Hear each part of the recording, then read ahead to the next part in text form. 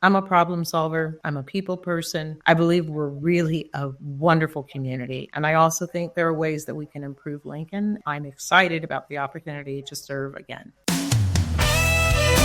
Educate, inform, inspire. The Dan Parsons Show, a podcast that lifts up instead of tearing down. Hey, thanks for tuning in to The Dan Parsons Show. I'm your host, Dan Parsons. Coming up on today's show, the chair of the Lincoln City Council, Sändra Washington. But before I introduce Sändra, an exciting announcement. We just hit 1,000 hours of watch time on YouTube. So come join the party. Hit the subscribe button on YouTube. We'd really appreciate it. Okay, here's our chat with Sändra Washington. The people decide. The voices impacting Lincoln. This is Election Coverage 2025 on The Dan Parsons Show. Well, we are focusing on the Lincoln City elections this spring, including the city council races. 9 candidates are running for Lincoln City Council, including the 3 incumbents. Those 9 candidates will vie for the 3 at-large seats in the upcoming April 8th primary election. The top 6 will advance to the May 6th general election. And it's my pleasure to welcome back to the Dan Parsons Show the chair of your Lincoln City Council, Sändra Washington. Sändra, welcome back. Hi, Dan. It's good to be back. I really appreciate the time we get to talk and visit with each other. Absolutely. Well, I appreciate your time, because I know it's not for the faint of heart to run for political office at the same time as you're serving and everything else you have in your life. So thank you for carving out some time for us today. Appreciate it very much. You were first elected in 2019, now running for re-election this spring. I guess my first question, Sändra, looking back on those almost 4 years now, what are you most proud of in your first term on the city council? Oh, gosh. I am most proud of the fact that we have had an opportunity to make a really big dent in affordable housing.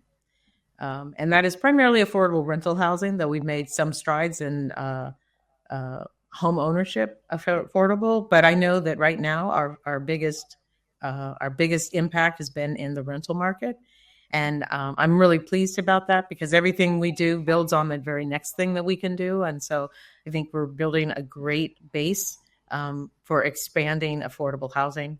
I also think it was a monumental task for all of us, City Council, the mayor's administration, to bring LPD and the firefighters up in their salaries. So being able to pay a good livable wage. And for a moment there, we led in the state. But those historic raises really did a lot to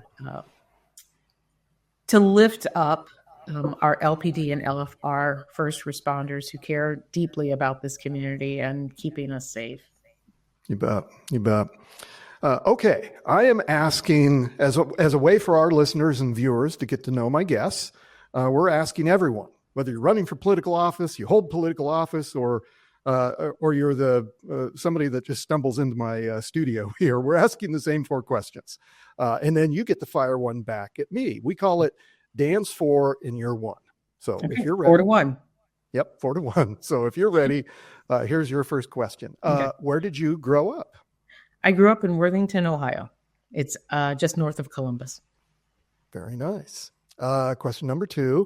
What was your dream job as a kid? I wanted to be a forest ranger, specifically a fire spotter. I wanted to live in a fire tower far away, up high, where I had binoculars and a radio and maps, topographic maps of the whole region. And I dreamed of spotting fires and taking long walks and writing. And you did that, right? No, I did not become a fire spotter. I did get to, I worked for the National Park Service, and there was a moment in my 25-year career where I actually was a park ranger in uniform. So that, I came so very close, and I have hiked to many a fire tower, but those have been primarily out of commission with technological advances. There aren't so many people sitting in fire towers watching the sky. Yeah, so it's still a very romantic dream job. That's great. Question number 3. And answer this any way you like. The most famous person you've ever met. I've been really fortunate. I have stumbled across some really famous people in my time. Um, but just to take it in a different direction, Bonnie Raitt. Bonnie Oh, Raitt is probably one of the most famous people I've had a chance to meet and actually interact with. We met each other at a folk festival in Winnipeg, and my whole family was there, and my mom was with me, and we found out we realized we had mutual friends. It was a couple degrees removed, but I ended up in a van with huh. Bonnie Raitt, driving from the festival grounds back down into downtown Winnipeg. So it was about an hour's drive. And she's funny. She's engaging. She was really authentic. I had a blast. She really took to my mom. And the next day, she ran into us and said, "Hey, do you mind if I take your mom with me? Because she looks like she would probably like to hang out on a golf court instead of like walking around the festival grounds." And it was like, "Oh, sure, Mom, this is Bonnie. I think you remember her from last night. Bonnie, this is my mother." Wow. Wow. I tell you what, that tops my I'm a huge Bonnie Raitt fan. I saw her at Pinewood Bowl a few years back, and it was one of the joyous moments of my musical listening career. And what a great artist! And she seems like just a fabulous person. So that's pretty darn cool. It Yeah. it was cool. I think my mother had a great day. I didn't see her for the rest of the day until dinner. Okay. Speaking of music, what was the very first concert you attended? The first concert that I attended was the Doobie Brothers. I'm thinking rock concert, so Okay. it was the Okay. Doobie Brothers. Nice. Yeah, at Nice. St. John Arena in Columbus, Ohio. Okay. Thank you Okay. for bringing that memory back to me. Yeah. Do you recall what age bracket you were? Ooh, probably 17, 18 years Okay. old. Okay. And Wow. Yeah. yeah, That was they were playing, they weren't playing the old folks show back then, right? They were no, playing. sadly. I didn't say that to categorize you, Sandra, as a person of age, but yeah, that's the Doobie Brothers in their heyday. That would have been a heck of a concert. Yeah, I probably should have checked to see if that arena is still standing or has been like ground into dust. Yeah, yeah. Okay, thank you for doing that. Okay, one question back to me. Anything Okay. you like. Um, I'd like to know what your dream job was. Well, I've kind of answered this. Some other folks have asked, and I'm happy to talk about it because Well, then wait a second. Let's change. Let me find another. Where did you grow up?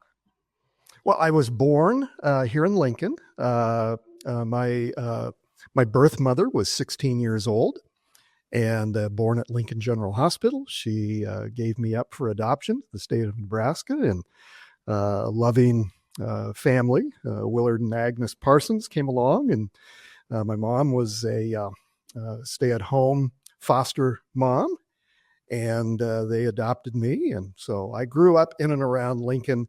Before junior high or middle school age, my family moved to Ogallala. So I graduated from high school out west in Ogallala, and then came back here to Lincoln to go to the university, and been here since. So, yeah. Thank you. Yeah. Yeah. Okay. Okay, Enough of these fluff questions. Let's get to the meat of this interview. please. um, and by the way, we are partnering with Flatwater Free Press, Nebraska's very first nonprofit newsroom, and Civic Nebraska, another well-known nonprofit organization here in Nebraska, and they are producing a voter guide for this spring election, both Omaha and Lincoln. And so we are sharing our podcast interviews with them. And so here are a few of those questions that appear on that voter guide from those two well-known nonprofits here in Nebraska. Question number 1. What is the most pressing issue facing the city of Lincoln and its residents? And if reelected, how would you address it? Well, I think affordable housing is still one of the most pressing issues that we have in Lincoln. About 45% of our housing market is rental, which is always a big surprise to folks when they find that out. And there are a lot of folks in Lincoln who work minimum wage jobs, or they work, slightly better than minimum wage, and it's two jobs. It's not one job with benefits. It's two jobs without benefits. So there's a lot of, in the rental market, there's a lot of that situation, and folks not being able to meet median income. And so a lot of folks in Lincoln are spend more than 30% of their income on housing. And so trying to help with affordable housing, I think, is really important. And then there's a lot of folks who come here to work, who want to move into Lincoln for the jobs, because we have a really healthy job market, and they can't afford to buy. And I know that buying a house is still the American dream, and at many price points. So for some folks, affordable housing is about being able to scrape enough by in savings in order to buy that first home. And those homes are gotten more and more expensive. It's hard to find a three bedroom, two bath house under $300,000, which is not really it doesn't sound affordable to me. And then there's the housing affordability, which is at all price points. There's not a really big market right now. There's not a lot of inventory. And so prices go up when there's not a lot of inventory. So I think there's lots of ways for us to deal with affordable housing, and regardless of which price point. So some of it has to do with the number of lots that are available. I think our comprehensive plan is very good in forecasting where and how Lincoln might grow. And if you just look at the number of lots that are available and each of the tier rings of growth for Lincoln, we've got plenty of lots. But what all our lots are very expensive. And so being able to change some of the zoning and platting rules to allow lots to be smaller brings the cost of those lots down. I think in town, there's a lot of infill availability, but sometimes the zoning rules about that is hard. And so I really want to make certain that we have done everything we possibly can to make sure that every lot is a buildable lot. That means reducing side setbacks, front setbacks, rear setbacks, how many houses can go to an acre, things like that. Opening up opportunities for different kinds of housing, like units, different styles of housing. So there might be a market for smaller houses, smaller starter homes, the way that we used to. If you look in close to town, on the north side, there are a lot of houses that are 800, 900 square feet, 1,000. And now we don't build houses that way. Now we're building houses that start at 1,800 square feet. And I think if we bring the size down, and it's not the city's job to bring the size down, the free marketplace. But if there are developers who are willing to develop small houses and there's a market for them, then I think that will help us in affordability as well. So all of those things will help. And then the city can help in financing and how we create systems that allow for that financial stack to be more creative.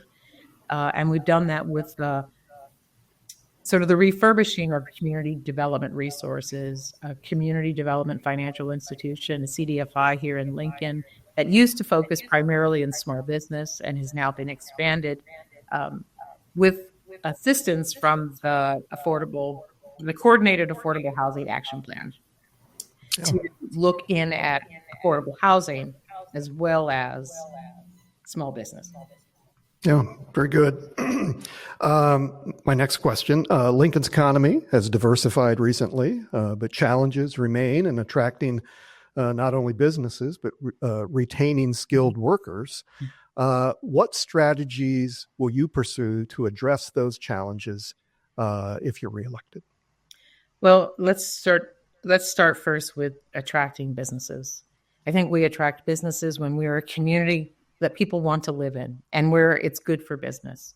And so making sure that we have the kinds of commercial lots that are conducive for businesses, that there seems to be a need for light industrial. So creating situations and places where light industrial is available, convenient to transportation, whether it's roadway transportation or rail transportation, and grouped in such a way, not necessarily grouped industrial to industrial, but grouped in such a way that um, there's a synergy between businesses, or the possibility of synergy between businesses, and it doesn't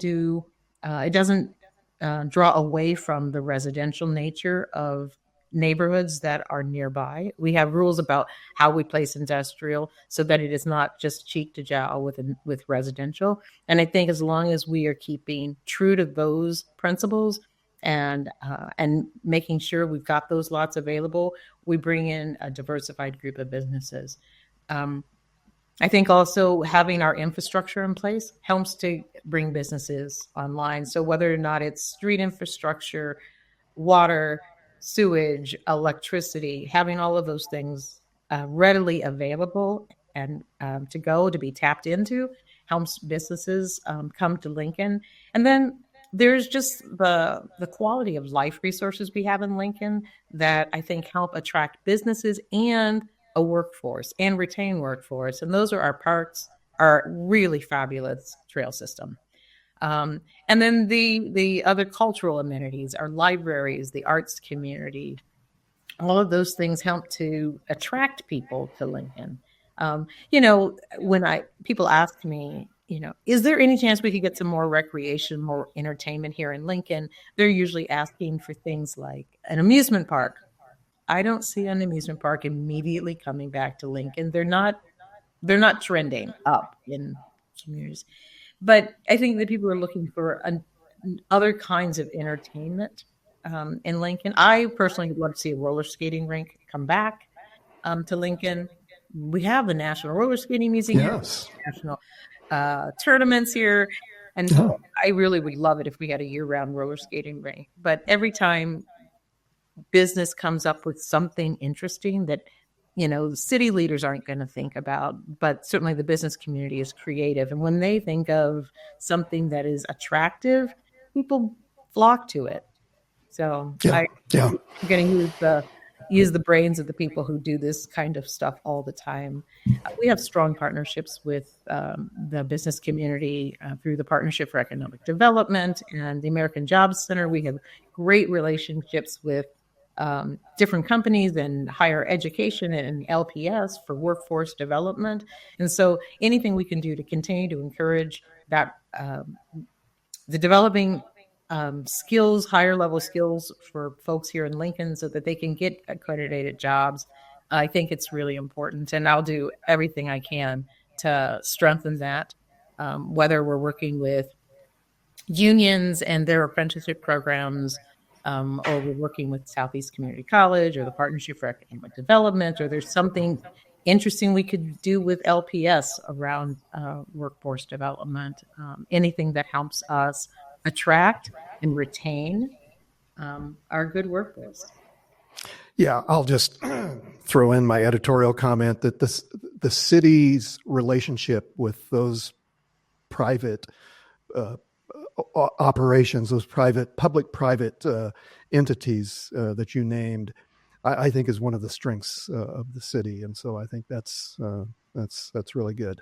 Okay, speaking of infrastructure, do you support or oppose renewing Lincoln on the Move's quarter-cent sales tax to continue funding improvements to existing streets and the construction of new streets?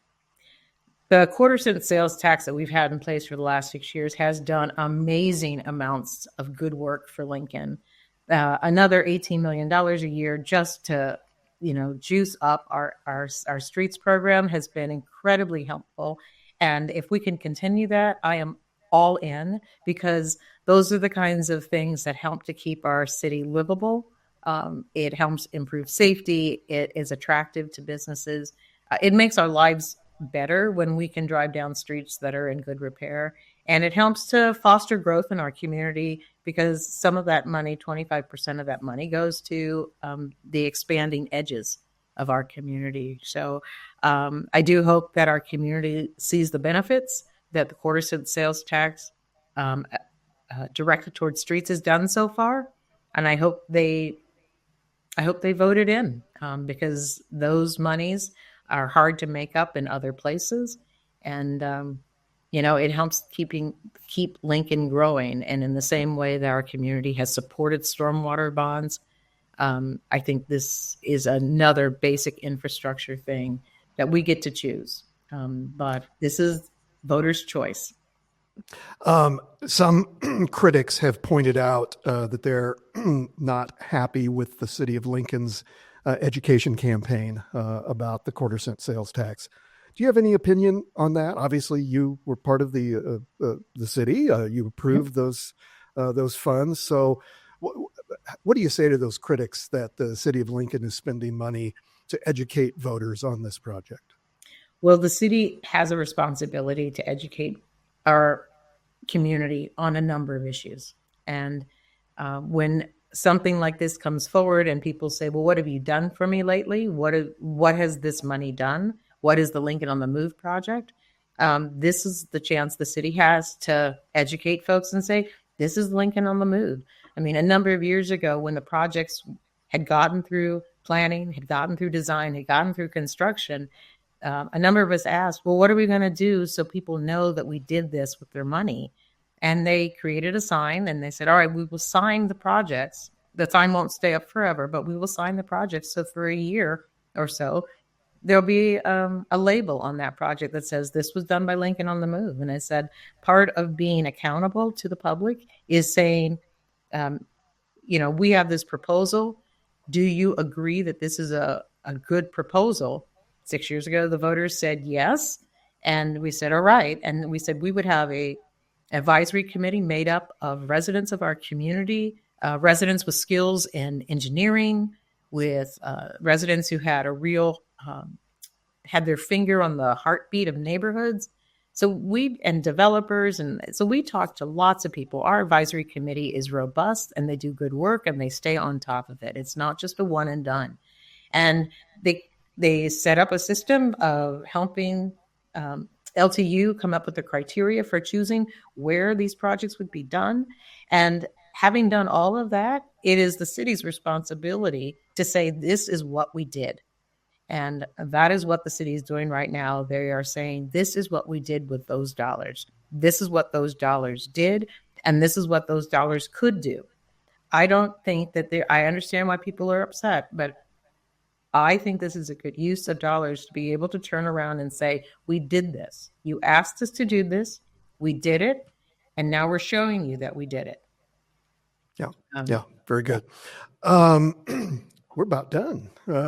Just a couple questions left. So, as you know, I'm kind of in the business of helping people tell their story. And so I just am giving all of our guests the opportunity to give what some people refer to in the business as the elevator speech, right? So what's your elevator speech to the voters to return you back to the city council in the primary election next week? At this time, and I probably said something very similar 4 years ago, but it bears repeating. In this time where it's easy to see division and easy to see conflict, the one place that I don't see division and conflict is on Lincoln City Council. And I don't actually see division and conflict very much in Lincoln at all. I think one of the things that is our biggest strength in Lincoln is that when challenges arise, we rarely point fingers at each other. We almost always look at each other and say, what can we do? And we look for collaboration and cooperation more than conflict. And I think that there are a lot of challenges that our community has. We're not unlike many, many other communities. But when we look at a problem, we usually turn to each other and say, how can we fix it? Instead of blaming someone else or stepping back and saying, it's not mine to deal with. And I am a person who gravitates toward complex challenges. I gravitate toward people and hearing multiple perspectives. I'm always looking for the voice that's not yet spoken, whether they're a policymaker or they're someone in a neighborhood. I take good care in answering my emails and my phone calls so that I know what's happening around Lincoln, and so that I'm not just sitting in an echo chamber listening to myself or people who think exactly like me. Um, I'm a problem solver. I'm a people person. This is how I think we are stronger, by having voices at the table and ears at the table who are listening to what other people have to say. I believe we're really a wonderful community. And I also think there are ways that we can improve Lincoln, and I'm excited about the opportunity to serve again. Very good. Very good. How can our viewers and listeners find out more about you and your campaign? Well, I have a website, sandraforlincoln.com. And if they just go to that, they can find me, find out more about me. And if there's another situation where they think I should be putting my attention to, they can email me at my city council address, and I will get back to them. Very good. Sändra Washington, thank you. Thank you for your leadership. Thank you for spending some time with us here today, and best of luck in next week's primary election. Thank you, Darren. It's been my pleasure. Well, thanks so much to Sändra Washington for joining the show today, and best of luck in next week's primary election. Thanks to Penology Tech Solutions for their technical help and equipment. Kim Remington, Parsons PR's Director of Operations, and Chase Porter, who produced this episode. But most importantly, I want to say thanks to each of you for listening. And hey, if you like this video on YouTube, check out these episodes too. That's the show today. Thanks for tuning in. Now go do good things. I'm Dan Parsons.